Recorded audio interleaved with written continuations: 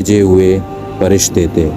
حضرت لوط علیہ السلام اپنے مہمانوں کو دیکھ کر پریشان ہو گیا، کیونکہ وہ اپنی قوم کی نیت جانتا تھا۔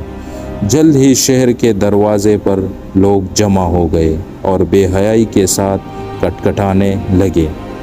تب ہی فرشتوں نے فرمایا، اے لوط، ہم آپ کے رب کے بھیجے ہوئے فرشتے ہیں۔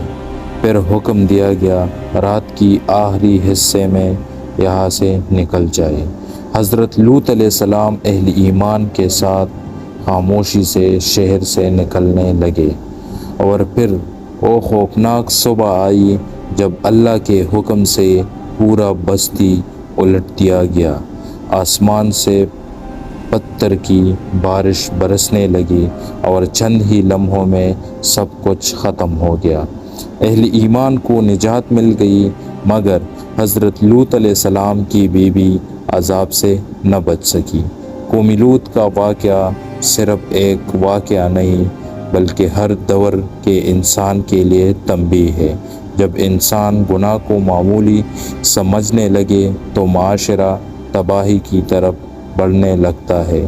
حضرت لوط علیہ السلام نے صبر، ثابت قدمی اور حق پر قائم رہنے کا درس دیا۔